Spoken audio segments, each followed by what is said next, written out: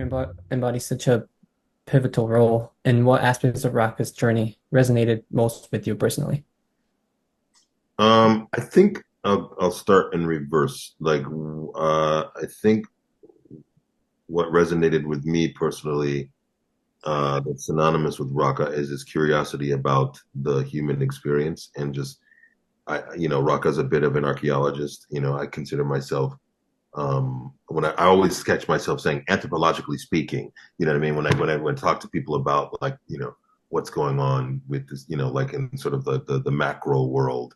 And then as well as, like the balance between my microcosmic world.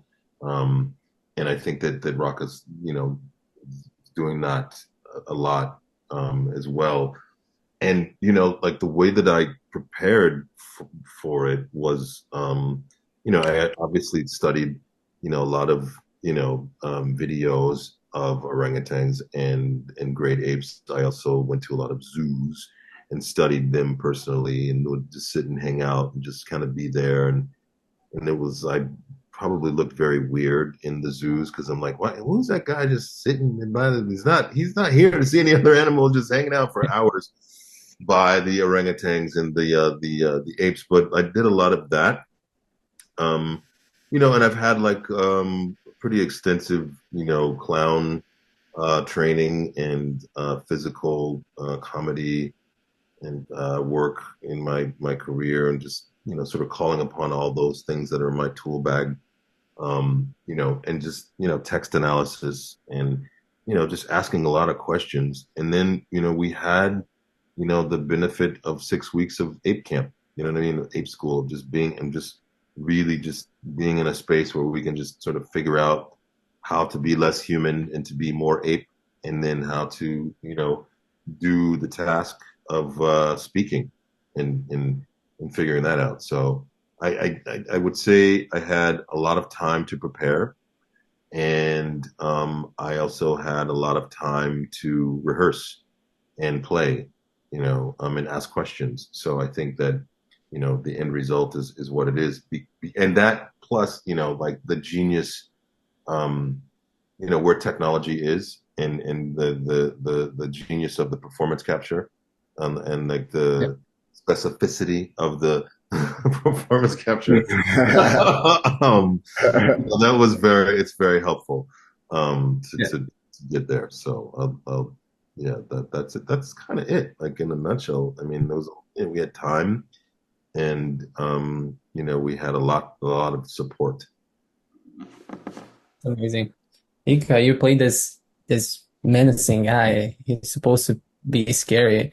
I want to know if the physicality required was it intense, and can you share some insights into the training and preparation you underwent to portray your character? Yeah, great questions, Ricardo. Yeah, the physicality of Sylva is his most obvious quality. He's a very dominating and scary presence in a room. And so for me, I'm tall, but I'm not the biggest guy.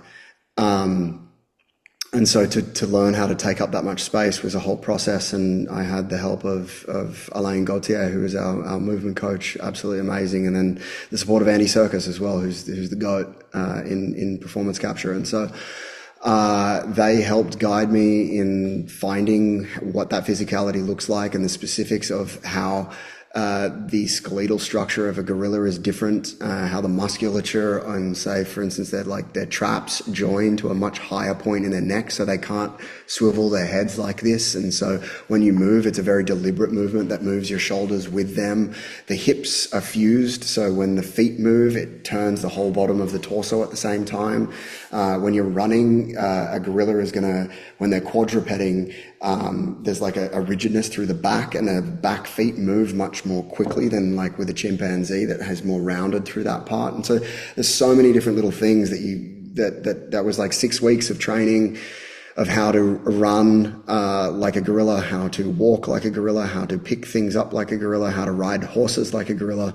And we were doing that every day. That was kind of life for that little chunk of time. And it was such an epic experience. It felt like going back to drama school and getting to play again and learn about all of these things. And And then on the day when we were actually shooting things, in order to allow my body to move the same way that somebody that weighs as much as one of these creatures does, I would put sandbags. Like I had sandbags on my legs and sandbags on my wrists so that I would have this more belabored kind of big boy type movement. And it works. Like, so in some of those fight sequences, I watch back like the performance capture version of it with me and then what actually ends up on the day. And it's like, yeah, you bulk out those different muscle groups and all of a sudden that is how movement moves. It's very mechanical and quite technical. And then you learn all of that so that you can let it go and then just play with these amazing individuals that, that I got to know that are now my friends. Yeah, it sounds like a lot of work, but it's like fun work. You get to learn a lot from that. So the Planet of the Apes, that's for both of you guys. So this franchise has been alive for so long. What do you believe is the lasting impact of the Planet of the Apes franchise on cinema, and how do you feel being a part of this legacy? Well, I have to say, like the first film. I mean, I think it was like six. I think when I saw, and it was on TV by the time I saw it with Charlton Heston, and I get and because of the times politically, I was a bit suspect of this film. I was a bit like, what are they trying to say? What are they? What do you? Who's like? What's really? What's the the subtext in this movie? So it kind of put me off. You know what I mean? And I feel like, since so then I include like the Tim Robin Tim Robert Tim God dang it Burton. Tim Burton, thank you, because I was like Tim Roth is in the movie and like but anyway, Tim Burton. Yeah. Tim Burton film, I include that into the zeitgeist because of like I look at like, okay, so at the time, like on the '68 film, like the prosthetics and the special effects were groundbreaking at the time. The Tim Burton film, the special effects, like you can clearly see that this is Paul Giamatti as the orangutan. You can clearly see that it's Helena Bonham Carter. You can clearly see it's Michael Clark Duncan. Like the makeup, because I think that's Rick Baker, who's like was the master of special effects. So I was like, man, this is like so it took me away from the original film in the sense that I'm like, well, like I don't feel like it's so racialized, like I don't feel like it's like this direct mirror of like our racial, paradigms that we're, sifting through. And they're just more specific and I can enjoy it because of that much more because, like the special effects were so much more specific and they were so much more character. They seem to be so much more character orientated. You know what I mean? And like, and that film didn't really have any sort of weight to it because it wasn't asking like questions, and it was just kind of it was a nice bridge for me. And so like these last three films, not including Kingdom, like Rise, Dawn, and War, or Dawn, Rise, and say the political the political macrocosmic space being more about like like disease control and like issues with like climate change and war. Those things I think were a little bit more relatable, and they for me weren't as polarizing as like racial politics in the country, but more about like climate change and war, but with human beings. So they resonated with me. So I watched the films from a different vantage point. And then what they did also is they three-dimensionalized the experience of the ape. Unlike, I mean, I feel like the other films like the were slightly two-dimensional, even like the like the Mark Wahlberg film. So like these I felt like we were asking bigger questions. We're asking more detailed, specific questions, and we're holding up a mirror that is more reflective of like, yeah, we want to cure Alzheimer's, right? But we also, what we need to figure out is our own hubris as human beings. Like this, like the two, you can't cure Alzheimer's and be like, egomaniacs at the same time. So like it's like Yeah. so I'm asking these questions when I'm watching the film, where I feel like it's addressing these questions. So it's a lot different, and like I mean, and I feel like that's a testament to like the how we've evolved, um, as a culture, and how we still have the same shit that we need to work on. You know what I mean? Collectively, like it's like so it's a bit of a morality play. You know what I mean? And I think that's probably why we're so fascinated with like Yeah. movies. You know what I mean? Yeah, I think you've yeah, I think that's it. The reason why people are so fascinated with this franchise and why it is the longest running franchise in maybe cinema history is because it's always been an exploration of ourselves. It's always been a way of looking at what the most present kind of concerns, fears, prejudices of the time were and are. And so the early films, as a black man, I don't love those films. I find them very, yeah, I don't enjoy them at all. But I do think that in the fact that they're there is amazing, because it gives us a starting point of the evolution that we are going through as a people towards the issues that we're dealing with in this film, which is what we're looking at and how we're viewing ourselves today. I think the exploration of like the colonial kind of powers and the domination of particular warring cultures, and the the homogenizing of culture that takes place in this film is an amazing allegory for what we're witnessing in the world today.